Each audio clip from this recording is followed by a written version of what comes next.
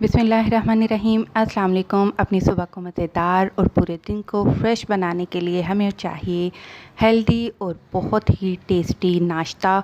आज मैं आपके साथ बाज़ार से कहीं गुना ज़्यादा ज़बरदस्त पराठा बनाना बताऊंगी, जो बाहर से तो बहुत ही क्रिस्पी है और अंदर से काफ़ी सॉफ्ट है। बहुत ही मज़े का बनता है। टिप्स आपके साथ शेयर करूंगी, लास्ट तक वीडियो को ज़रूर देखिएगा। और सबसे पहले हम आटा गूंद लेते हैं। 2 कप मैदा लिया है और ये 1 कप मेरे पास रेगुलर चक्की का आटा है, जो कि हम घर में नॉर्मल यूज़ करते हैं। और 1 टीस्पून मैं नमक का लूँगी और 3 टेबल स्पून हम घी डालेंगे। आप कुकिंग ऑयल का भी शामिल कर सकते हैं। 3 टेबल स्पून मैंने घी डाल दिया है। अब इन तमाम चीज़ों को हम मिक्स कर लेते हैं और थोड़ा थोड़ा सा पानी डालते हुए, जैसे आप रेगुलर आटा गूंदते हैं बिल्कुल वैसे ही आप आटे को गूंद लीजिएगा। डो हमारी बिल्कुल रेडी है। अब हम इसको कवर करके 15 मिनट के लिए रख देंगे ताकि आटा अच्छी तरह से सेट हो जाए। 15 मिनट के बाद अब हम पेड़े बना लेते हैं। आटा बहुत ही ज़बरदस्त और सॉफ्ट है। वैसे तो पूरा दिन हम नॉर्मल चक्की के आटे की ही रोटी खाते हैं, लेकिन नाश्ते के लिए मैदे का पराठा बहुत ही ज़बरदस्त रहता है। उसका टेस्ट बहुत ही अच्छा लगता है।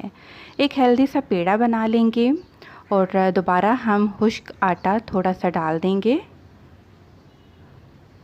और इसको इस तरह से फ्लैट करेंगे, रोटी की शेप देंगे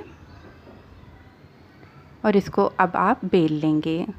पराठा बनाने के लिए लाजमी है कि कोशिश करें आप ज़्यादा खुश्क आटा इस्तेमाल नहीं करें, वरना जब पराठा बनेगा तो खुश्क आटा आपके पराठे के ऊपर आपको महसूस होगा, जो कि अच्छा नहीं लगेगा।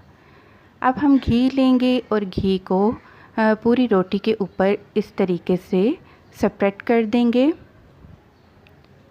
और आम नॉर्मल तरीका है जो रेगुलर हर घर में जिस तरीके से पेड़ा बनाया जाता है, सेंटर में आप इस तरीके से कट लगाइए और इसको रोल करते हुए आपने दोबारा पेड़ा बनाना है।